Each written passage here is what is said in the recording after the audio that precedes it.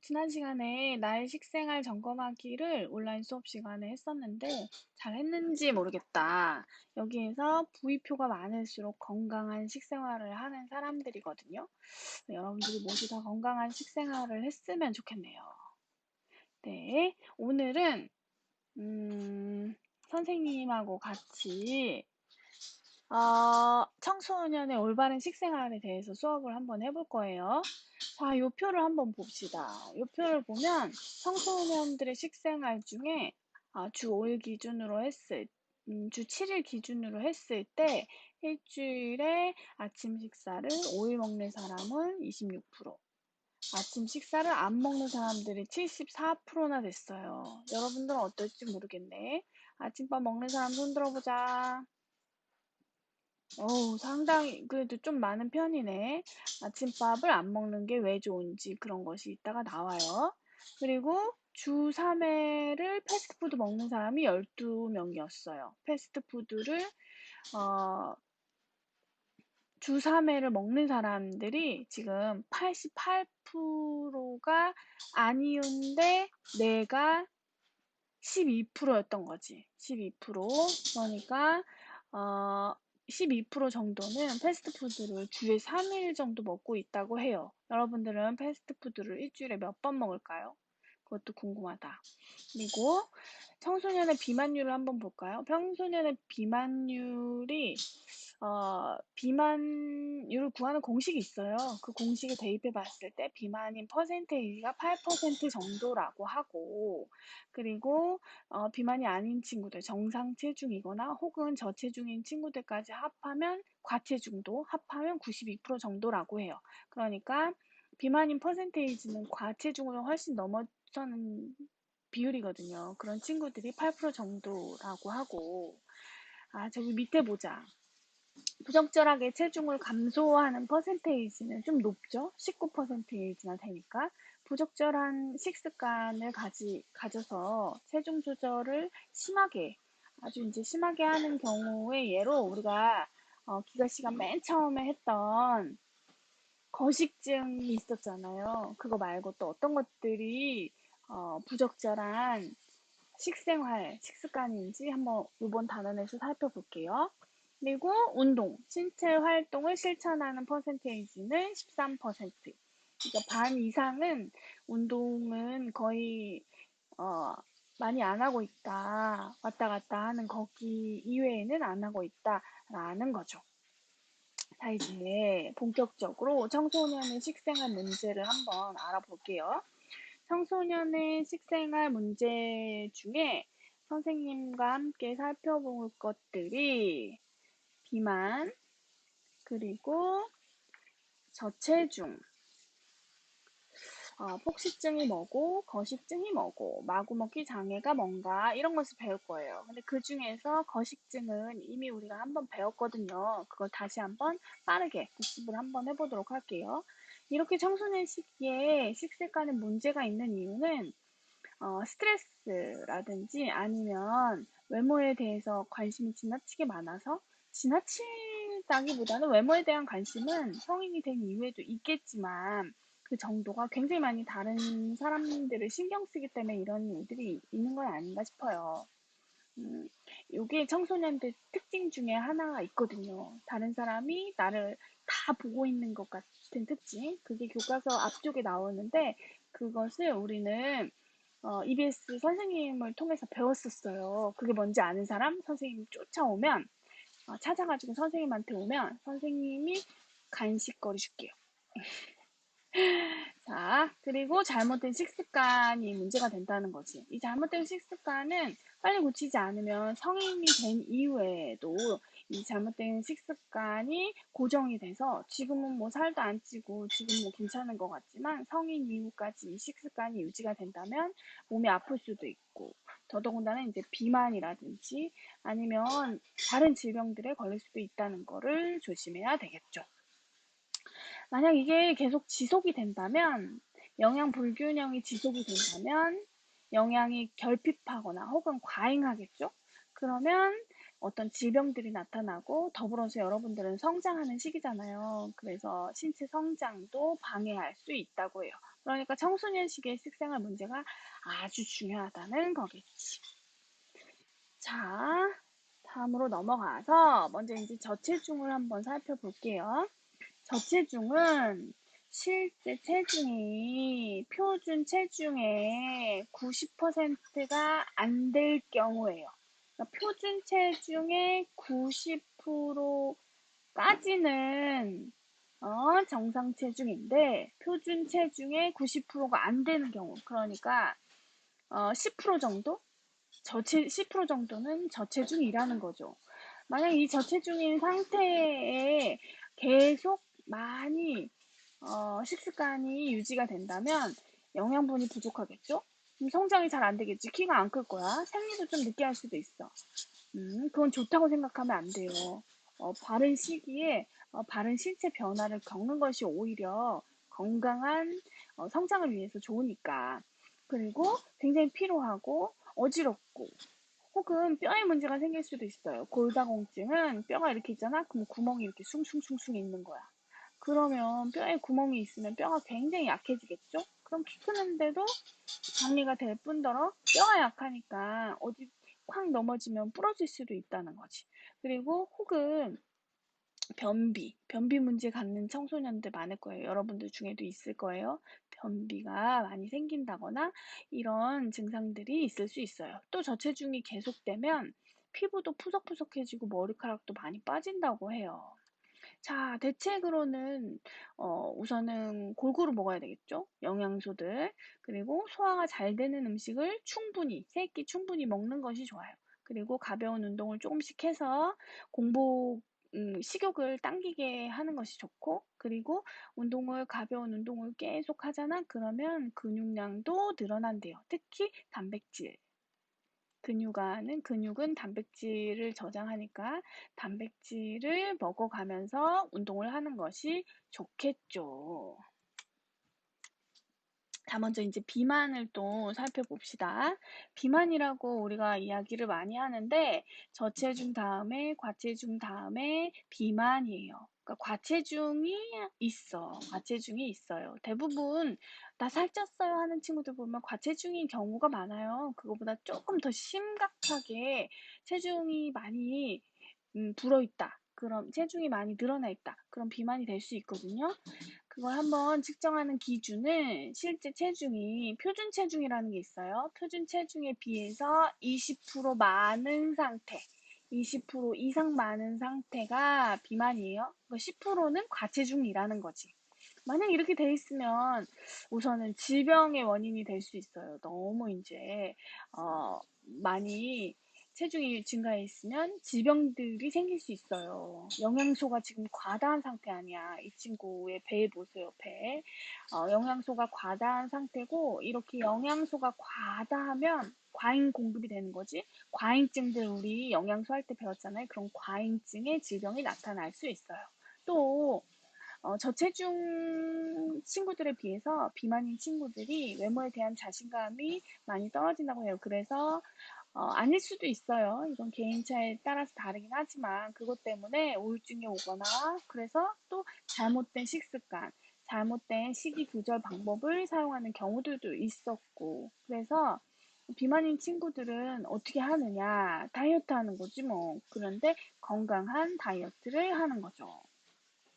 우선은 살찌게 만드는 음식, 영양소가 탄수화물 중에 설탕 같은 거, 단 음식은 살을 찌게 만들어요. 그리고 지방은 1g에 9kcal라고 했잖아. 그러니까 기름기가 많은 음식도 당연히 비만의 원인이 돼요. 그래서 식사량을 조절하되 단 음식을 조절하고 기름기 많은 음식도 조절하고 그리고 야채나 채소 똑같은 말인가? 과일도 많이 먹어야 되고 과일보다는 또 더 야채를 더 많이 먹어야 되고 그리고 운동도 규칙적으로 하는 게 좋아요. 특히 유산소 운동. 유산소 운동은 산소가 우리 몸으로 들어오면서 그러니까 숨을 산소 공급을 하면서 뛰는 거, 가볍게 뛰는 거. 근데 이제 오래 뛰어야 돼. 많이 적게 뛰면 안 돼. 만보 걸어라 이런 소리 들었죠? 땀이 좀 날 정도는 운동을 해야 돼. 그렇게 하면서 식사량을 조절하는 수밖에 없어요. 식사량을 조절하고 특히 달고 기름지고 탄수화물 이런 것들만 있는데 특히 음료수 이런 거 여기에 야채도 올려 있고 과일도 올려 있고 그리고 단백질이나 탄수화물 양도 줄여야 돼. 탄수화물 지금 4공기 먹었잖아. 이것도 줄여야 돼. 그래야지 체중을 조절할 수가 있어요. 자, 비만율을 봅시다. 소아 비만율이에요. 자, 예전에는 비만해가지고 여러 가지 질병이 생기는 경우가 어른들이 많이 발생을 해서 성인병이라고 불렀어요. 그런데 이제는 초중고 학생들의 비만율도 이렇게 늘어나고 있고, 과체중보다 비만율이 늘어나고 있고, 6세 이하의 영유아도 비만율이, 봐봐, 이거 봐. 비만율이 2.8% 정도로 유지가 되고 있어요.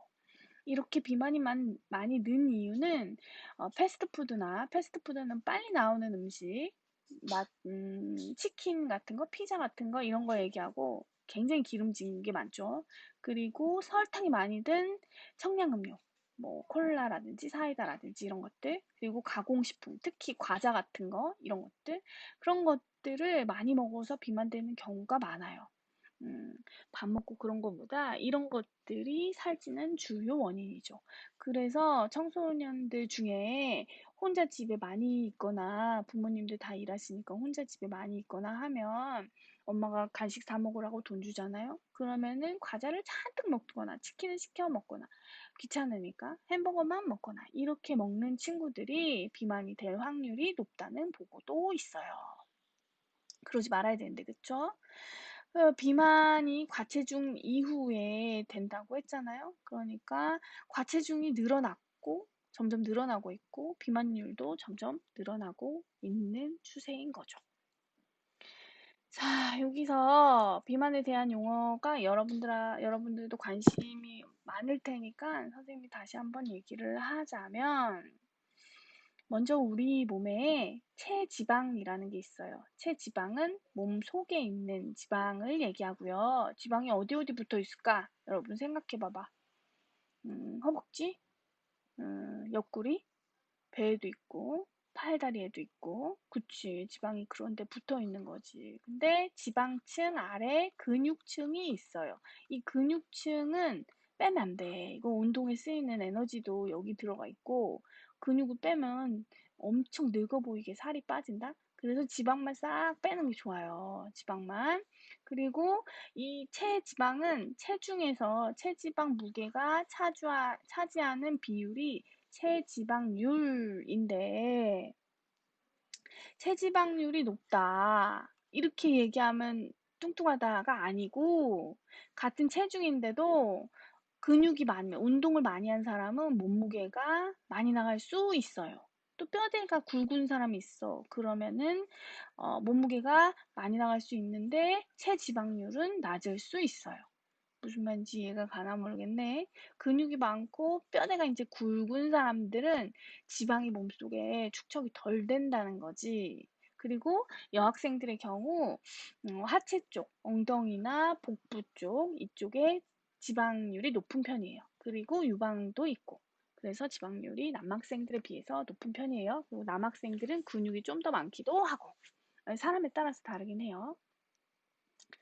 자, 넘어가서 자, 지방세포를 한번 봅시다. 지방세포의 축적 과정이에요. 먼저 이게 세포 하나야. 우리 몸은 이런 세포의 다발로 이루어져 있어요. 이 세포, 여기 안에 지방이 쌓였어. 이렇게 쌓였고 점점 쌓였어. 그래서 이렇게 지방이 엄청 많이 쌓인 상태. 이게 비만인 학생의 세포 하나예요. 이런 것들이 엄청 많이 있다고 생각을 해봐. 잘 빠지겠나? 안 빠지겠나? 잘 안 빠지겠지. 그러니까 이런 비만이 되기 전에 우리가 올바른 식습관을 유지하는 게 중요하죠. 특히 청소년 시기에 유아 시기, 청소년 시기는 이제 몸이 커지는 시기다, 성장하는 시기다. 청소년 시기까지 크니까 이렇게 크는 시기에 하나의 세포가 이렇게 지방을 축적을 많이 했잖아. 세포 안에 쌓여 있는 지방은 빼기가 무척 힘들어요. 무척 힘들어요. 그래서 세포의 크기가 이렇게 큰 것은 빼기가 힘들어. 근데 이제 나중에 성장이 다 끝난 다음에 축적되는 지방은 세포의 크기가 이따만큼 큰 게 아니고 세포의 크기 자체가 이렇게 작은 거다. 작은 거 안에 있는 지방은 오히려 빼기가 쉽대요. 그러니까 어떻게 해야 되겠어? 어렸을 때 성장하는 시기에 특히나 음식을 조절을 해야 되겠죠. 운동도 하고. 자, 넘어가 볼까? 자, 이거 봐. 엄청 비만인 소아들이에요. 유아와 청소년인 거지. 유아 청소년. 이게 미국 친구인데 미국에는 이렇게 패스트푸드를 쉽게 접할 수 있어요. 그것도 크기도 엄청 커. 크기도 엄청 커. 피자 한 판 시키면은 진짜 우리나라 피자의 2배만한 크기가 나와. 그래서 이렇게 유한데 이렇게 허벅지에도 그렇고 배에도 그렇고 이런 상태들이 지금 지방 안에 세포 안에 지방이 이렇게 많이 쌓인 상태고 이 세포의 크기도 엄청 커진 상태예요. 이랬을 경우에는 살 빼는 게 많이 더 힘들 수 있다는 거죠. 자, 비만하고 저체중을 공식으로 한번 이해를 해보자면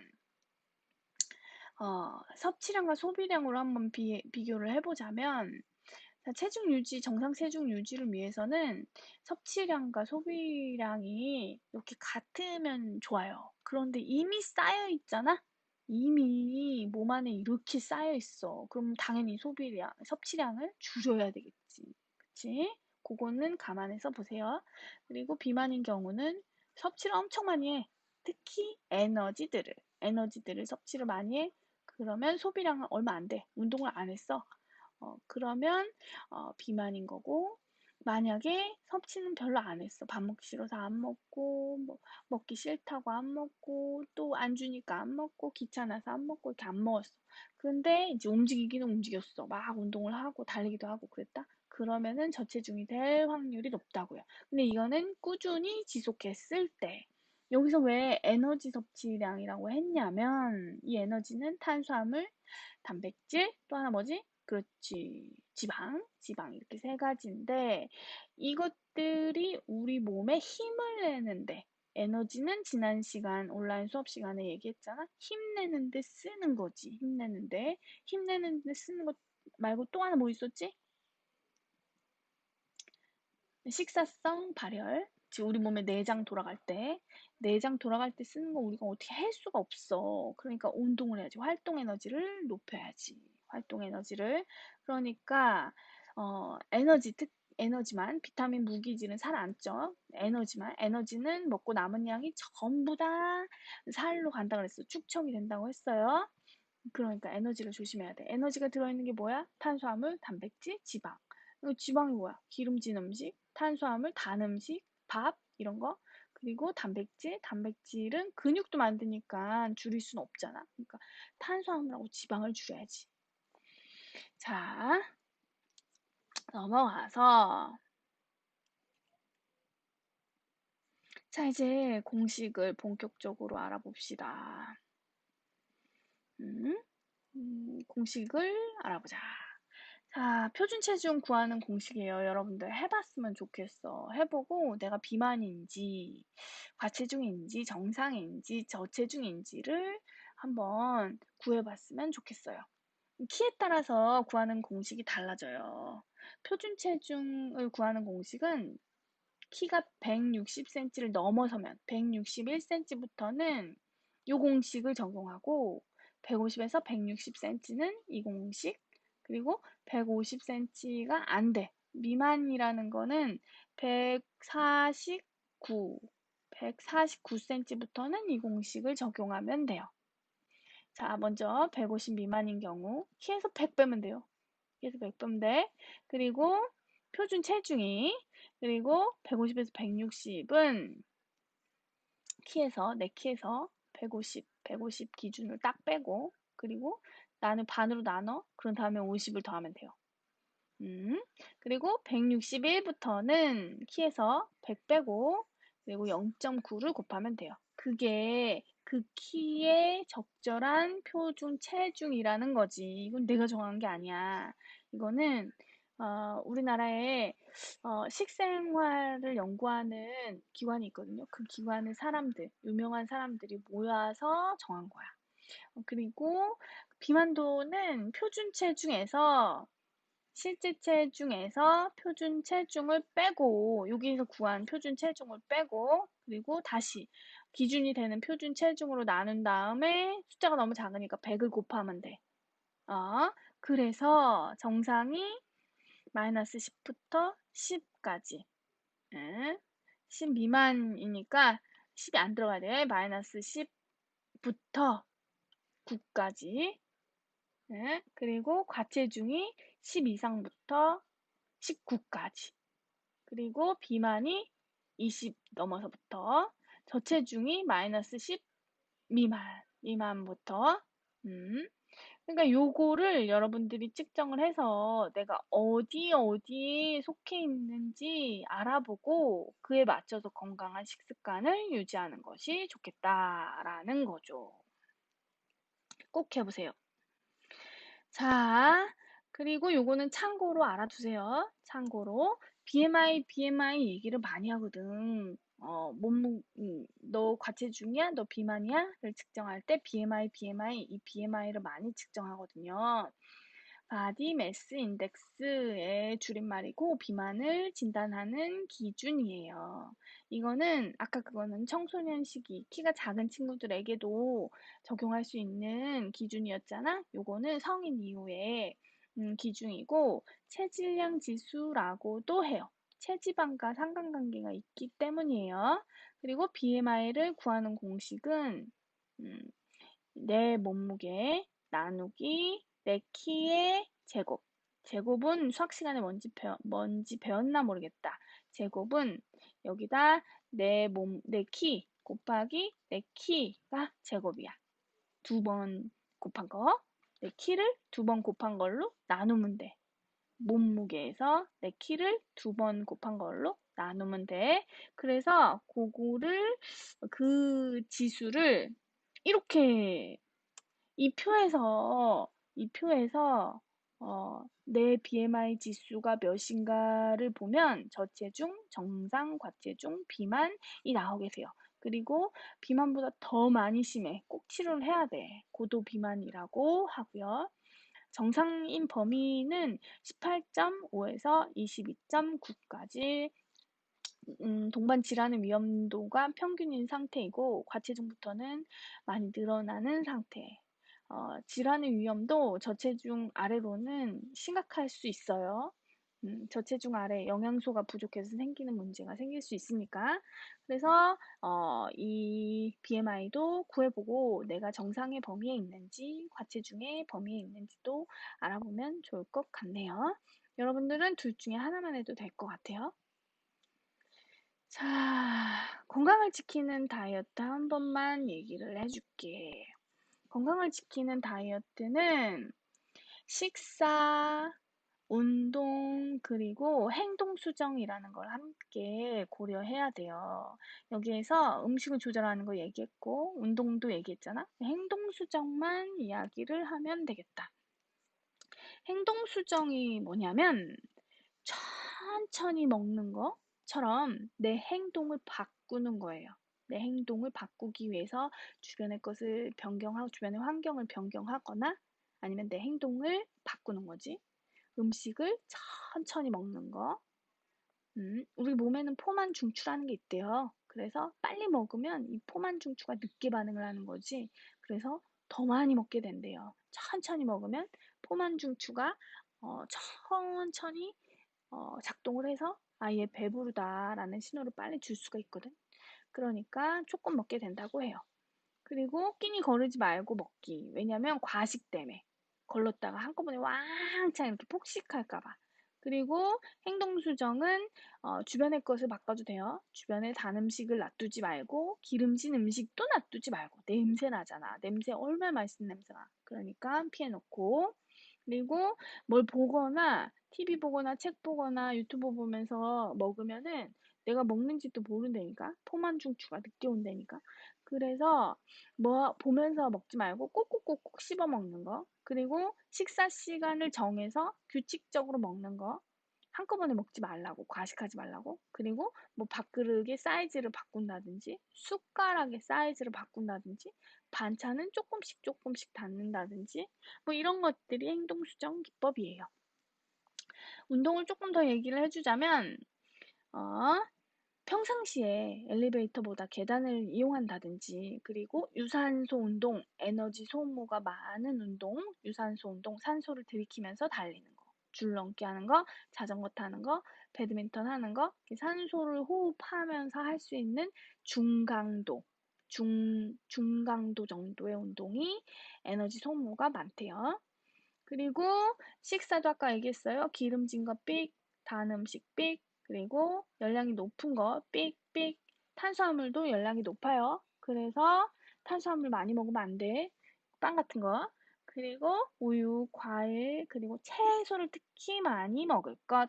이런 것들이 식사요법이에요. 특히 그리고 살이 덜 찌는 음식, 곤약 같은 거 있거든? 곤약을 먹는다든지, 우뭇가사리로 만든 거, 그런 것들이, 이제 살이 잘 안 찌는 음식들이거든요. 그런 것을 뭐 밥에 섞어서 먹는다든지 그런 것도 방법이 될 수 있겠네요. 자, 섭식장애에 대해서 알아봅시다. 섭식장애는 이미 한 번 했어요. 거식증에 대해서 했어. 그리고 폭식증과 마구먹기 장애에 대해서도 살짝 얘기를 했던 것 같아. 청소년 시기에 몸매에 집착하다가 잘못된 식습관을 유지해서 이렇게 되는 경우가 많다고 했었죠. 거식증의 예를 보세요. 이렇게 말랐는데 엄청 자기가 이렇게 뚱뚱하다고, 거울 속에 비친 자신은 이렇게 뚱뚱하다고 생각하는 게 거식증이야. 이렇게 말랐는데. 안타깝다, 그치? 그리고 폭식증은 먹었어. 먹고 싶어서. 근데 자기가 뚱뚱하다고 생각을 해서 죄책감을 느끼는 거야. 그래서 토하는 거. 거식증 환자의 사진이고요. 거식증 모델. 이것도. 이분은 돌아가신 분인데 거식증 캠페인을 하다가 돌아가신 분이에요. 예뻐 보이진 않지. 그치? 자, 여기에서 해결하는 방법만 선생님이 얘기를 해주면 좋을 것 같아. 문제점하고, 폭식증의 경우에는 먹고 토하기를 반복하다 보면 구토를 하잖아? 그러면 위가 확장이 되고 식도하고 이빨이 손상이 될 수 있대요. 왜냐면 이제 구토하면서 산이 나오잖아. 그래서 이도 썩고, 가까이서 얘기를 하면 토냄새가 나지. 토냄새가 나고, 그런 것이 폭식증이에요. 거식증은 아까 얘기했던 것처럼 영양소가 부족해서 머리가 빠지거나 체온이 저하되거나 심한 경우엔 심장 박동이 멈춘다고 해요. 마구먹기 장애의 경우에는 그냥 막 먹는 거야. 아무 제한이 없어. 아무 제한이 없고 스트레스 받으면 그냥 막 먹는 거야. 근데 또 스트레스 받아서 이렇게 먹는 자신을 증오하거나 우울하거나 그런 거야. 일부러 토하지 않는 거에서 폭식증하고의 차이가 있어요. 이 세 개도 모두 다 정신적인 어떤 상담, 그리고 운동요법, 행동수정요법, 그리고 식사 조절을 해야 되는 섭식 장애라고 이름을 붙이는 정신질환인데 신체질환인가 그런 거예요. 자, 폭식증의 경우 테스트를 여러분이 해보고자 한다면 주변 사람들도 이런 사람들의 경우에는 도움이 필요한 거죠. 보통 사람들보다 매우 빨리 먹는다. 불편할 정도로 많은 음식물을 먹는다. 배고픈 상태가 아닌데도 많은 음식을 먹는다. 많은 양의 음식을 먹는 것을 타인이 보면 당혹스럽고 불안하기 때문에 혼자서 음식을 먹는다. 폭식을 한 다음에 자기 혐오하고 우울하거나 죄책감을 느낀다. 폭식에 대해 심적 고통을 느낀다. 폭식의 빈도가 일주일에 2일 이상 되는 경우가 6개월이 지속된다. 이렇게 하고 만약에 이거를 구토를 하거나 설사를 하게 만든다거나 그러면 폭식증인 거죠. 자, 거식증은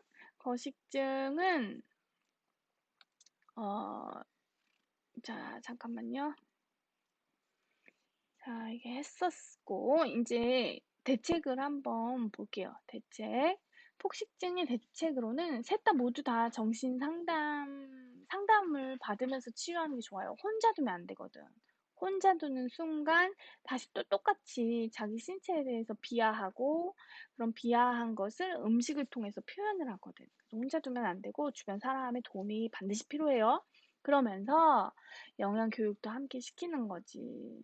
이 영양 교육은 뭐냐면 이렇게 먹었다가 조금 있다 토하잖아?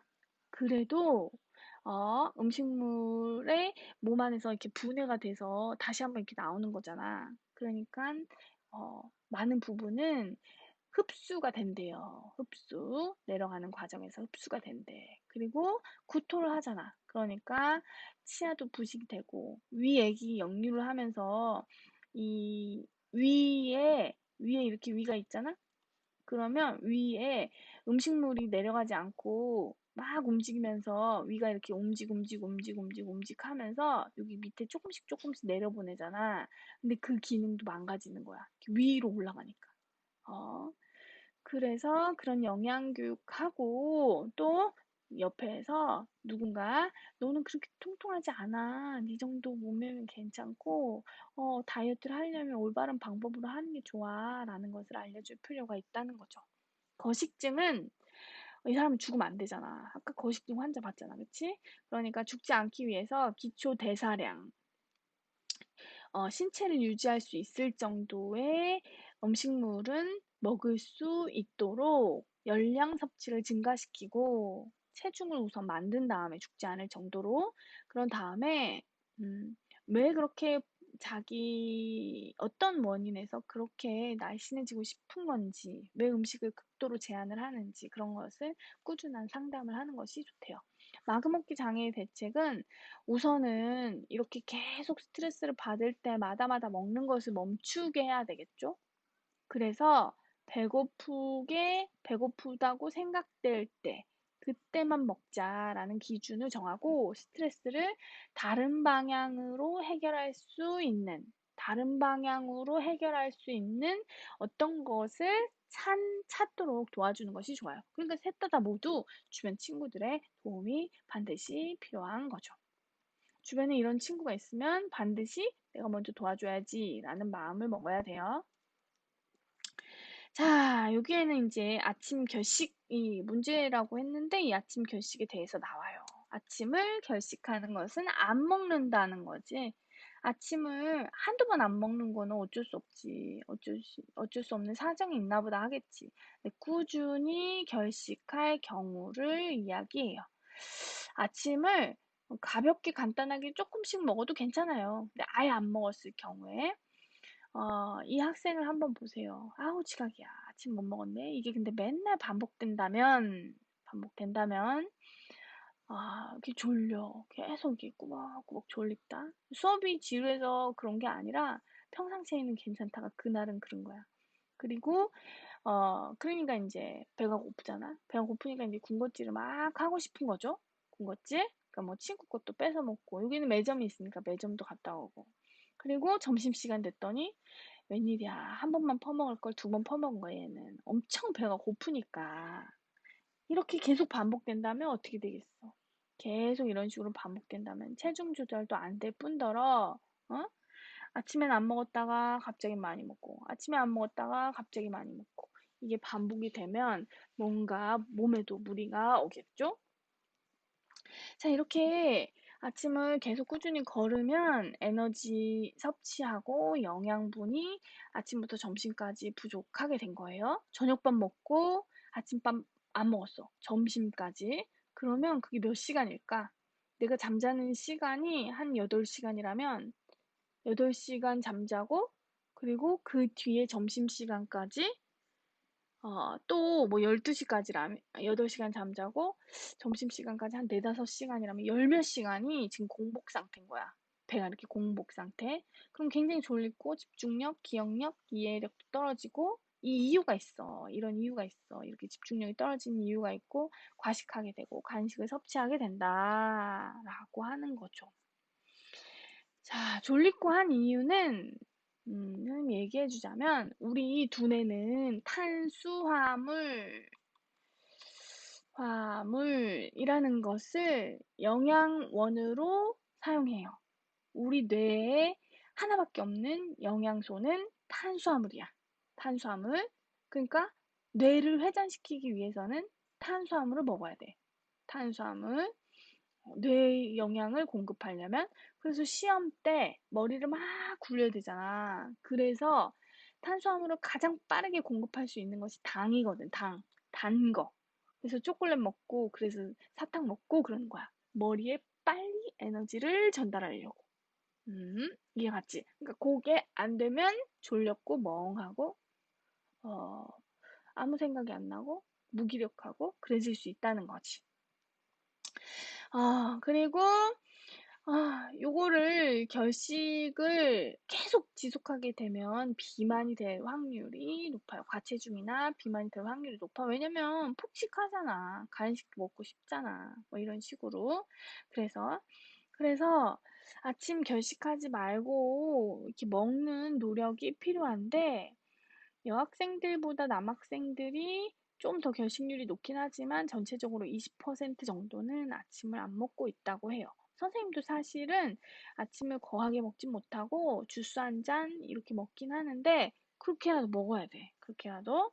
자, 넘어가서 여러분들이 아침 식사를 음, 어, 간편하게 먹을 수 있는 방법. 그게 뭘까? 간편하게 먹을 수 있는 방법. 봐봐. 이른 아침에는 소화가 되지 않는 학생이에요.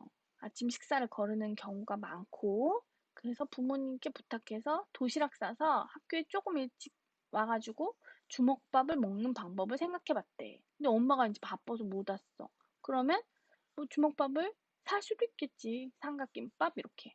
근데 혹시 내가 만들어서 냉장고에 넣어놓을 수도 있잖아. 여러분들의 아침 식사 못 먹는 친구를 위한 어떤 방법은 뭘까? 방법? 그 방법은 뭘까? 그거를 한번 생각해서 아침밥을 안 먹는 친구들한테 이야기를 해주면 좋겠네요. 내가 나만 잘 살자고 사는 게 아니잖아. 내 친구들도 함께 더불어서 행복하고 건강하면 좋잖아. 그러니까 꼭 주변에 아침 먹니? 하고 물어보고 아침을 안 먹는다. 그러면 이런 팁을 알려주면 좋겠어요. 선생님의 팁으로는 선생님은 주스를 만들어 먹어. 우유에다가 뭐 과일 같은 거 넣고 거기다가 꿀 조금 넣고 죽수 이렇게 갈아가지고 그렇게 한 잔 먹고 와요. 자, 여기 이제 마지막인데 인스턴트 식품에 대해서 한번 알아봅시다. 인스턴트 식품은 패스트푸드 식품하고는 달라요. 패스트푸드 식품은 빠르게 나오는 음식이었고 기름진 음식이 많았어요. 통닭, 피자 이런 것들. 기름진 것뿐만 아니고 거기에는 나트륨이라는 소금 성분도 많이 들어 있어요. 인스턴트 식품은 뭐냐면 이것도 단기간에 쉽게 조리할 수 있는 식품이고 특히 라면 같은 거 그리고 저장이나 보관이 간단하게 만든 음식이야. 그러니까 커피 같은 거 인스턴트 커피 이렇게 얘기하니까 컵라면도 인스턴트 식품이고 여러분들이 인스턴트 식품이 주변에 어떤 게 있는가 한번 생각해 보세요. 편의점에 파는 것들, 마트에 파는 것들. 인스턴트 식품은 보관이 잘 돼. 보관이, 저장이 잘 돼. 그리고 쉽게 조리할 수 있어. 그렇지. 그런 것들이 있을 수 있어. 몇 명은 얘기하네. 그런 거. 인스턴트 식품은 살찌고 영양가는 별로 없다라고 말씀을 하시고 있는데 영양이 많은 것도 있어. 열량은 높아. 열량은 라면 봐봐. 라면 칼로리 엄청 높잖아. 열량은 높아. 근데 다른 영양소들, 비타민, 무기질은 부족해요. 무기질 중에서 나트륨이 굉장히 많은데 라면에 컵라면 같은 것도 마찬가지고 이 나트륨이 많게 많이 먹게 되잖아. 그러면은 나중에 이렇게 많이 계속 많이 먹게 되면 우리 몸에 계속 나트륨은 계속 쌓인다. 이렇게 몸 밖으로 배출 잘 안 되고 계속 쌓인다. 그러면은 나중에 이렇게 몸이 붓는다거나 이런 증상들이 있을 수 있어요. 고혈압, 고혈압 이런 증상들도 있을 수 있어요. 왜냐면 나트륨이 혈액 속에 많이 있잖아? 그럼 삼투압 들어봤니? 삼투압? 삼투압은 저농도에서 고농도로 용매가 이동하거든. 용매라는 건 물이 이동을 하거든. 그러니까 저농도에 있는 피부 속에 있는 물이 혈관에 나트륨이 있잖아. 그러면 거기 안으로 쑥쑥 들어가는 거야. 그럼 혈관에 물이 엄청 많지. 혈관에 물이 많다는 건 피가 많다는 거야. 그러면 피가 많으면 요만한 혈관을 많은 피를 지나갈라 봐. 압력이 세지겠지. 그게 고혈압이야. 고혈압이 위험한 이유는 조그만 혈관을 큰 압력에 혈액이 지나가다가 팡 터질 수 있거든. 그래서 위험한 거예요. 심장병, 뇌졸중, 뭐 이런 것들. 이 나트륨을 너무 많이 먹으면 몸에는 좋지 않다는 거지. 그리고 이 포장재들 전부 다 일회용이잖아. 그래서 환경오염도 되고, 더불어서 이런 것들이 보존 기간이 굉장히 길거든. 긴 이유가 있어. 방부제나 아니면 식품 첨가물이 들어있기 때문이에요. 색깔을 내는 착색제, 그리고 보존 기간을 늘려주는 뭐 아질산 무슨 나트륨 뭐 이런 것들, 색깔을 예쁘게 하는 아질산 나트륨 뭐 이런 거, 그런 것들이 많이 들어있고, 이 식품 첨가물은 우리 몸의 유해성이 아직까지 알려지지 않았어요. 어떤 식품을 먹으면 막 어지럽기도 하고, 어떤 식품은 아토피 증상이 있기도 하고, 다양해. 엄청 다양해. 그 몸에는 좋지 않아. 그런 것들이 인스턴트 식품에 많이 들어있어요. 가끔 가다가 한 번씩 땡겨가지고 먹는 라면은 어쩔 수 없지. 그런데 꾸준히 계속 라면만 계속 먹는다. 그러면 고혈압, 심장병, 뇌졸중, 환경도 오염시키고, 식품 첨가물 때문에 뭐 아토피도 있을 수 있고, 어지러울 수도 있고, 구토가 있을 수도 있고, 어떤 증상이 있을지 몰라. 살도 찌고, 열량만 높기 때문에. 그러니까 너무 많이 먹는 것은 좋지가 않다는 거죠. 자, 컵라면도 인스턴트 식품. 자, 요거를 한번 봅시다. 불고기 버거예요. 불고기 버거인데, 같은 불고기 버거인데, 열량을 한번 보세요. 전부 거의 400kcal예요. 우리 밥은 한 공기에 210, 250kcal 정도. 그러니까 밥 한 공기보다도 더 많아. 지방의 함량도 봐봐. 51%, 49%, 38%. 엄청 많죠? 이거는 하루에 먹어야 될 지방의 섭취 비율 대비, 그건 아니고, 이 식품에 들어있는 지방의 함량 49%, 이 식품에 들어있는 지방의 함량이 51%라는 거예요. 나트륨을 보자. 나트륨도 지금 하루에 먹어야 될 분량이, 예를 들면 1000mg이라면 얘는 744, 713, 이렇게 들어있는 거야. 뭐 버거킹이 조금 더 낫긴 하네. 그렇지만 굉장히 많은 양의 나트륨이 들어있다는 거. 이거는 라면이에요. 라면 한 봉지에 나트륨은 1780mg 들어있어요. 1780mg 들어있어요. 여기 퍼센테이지가 1일 영양소 기준치에 대한 비율이에요. 하루에 먹어야 될 89%가 한 봉지에 들어있는 거야. 하루에 먹어야 될 게 100%인데 그 중에 89%가 이만큼인 거야. 그러니까 한 봉만 먹으면 하루 먹어야 될 거 거의 다 먹는 거지. 만약에 여기다가 다른 것도 먹었어. 된장국, 김치, 그런 것도 다 짠 음식이잖아. 우리나라 사람들은 짠 음식을 좋아하기 때문에 다른 음식만 먹어도 하루 먹어야 될 거를 금방 다 먹을 수 있어요. 그런데 라면을 먹었어. 뭐 하루 먹어야 될 거 이제 넘어서는 거지. 이렇게 계속 꾸준하게 이어지면 질병이 생길 수도 있다는 거고요. 그리고 나트륨은 대부분 국물 안에 들어있잖아. 그러니까 국물을 막 벌컥벌컥 막 마셨어. 그러면 나트륨을 벌컥벌컥 먹는 거랑 똑같은 거야. 나트륨 하는데 이 나트륨이 소금에 많이 들어있어요. 소금, 짠 거, 소금. 그래서 여기 이렇게 나트륨 써있으면 소금이 많이 들었구나 라고 생각하면 돼요. 자, 짬뽕도 보자.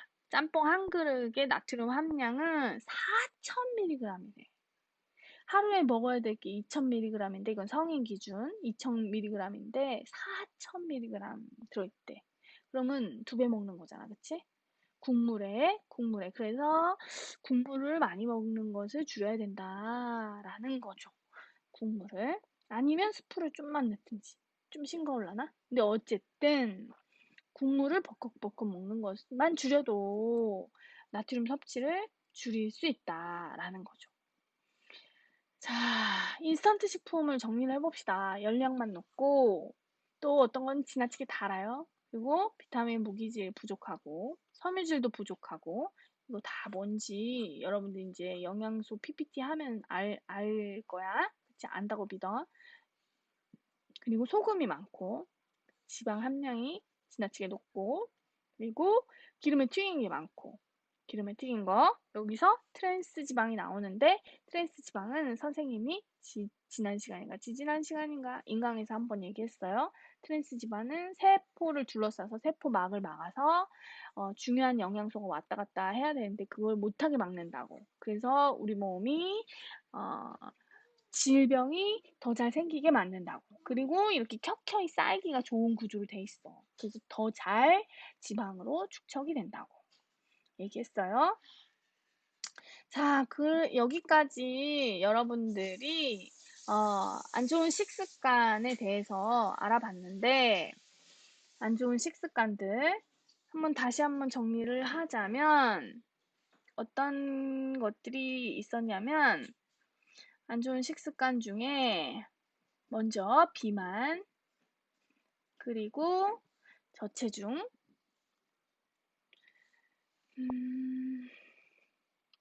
그리고 식이장애로 폭식증, 거식증, 마구먹기 장애 이런 것이 있었어요. 그리고 또 하나 더 하자면 아침을 결식하는 거, 인스턴트 식품을 많이 먹는 거 이런 것도 식생활 문제였고 이거를 다양한 방법으로 본인이 먼저 깨달아야지. 깨닫고 내 식습관을 고쳐봤으면 좋겠다. 올바른 다이어트를 해볼까? 아니면 좀 건강한 음식을 먹어볼까? 이런 걸 깨닫고 식생활 문제를 해결하도록 노력했으면 좋겠다라는 것이 이번 시간의 주제였어요. 목표였어요. 그걸 아는 것만 해도. 그리고 주변에 혹시 그런 친구들이 있으면 반드시 도와주세요. 어떻게 도와주냐고?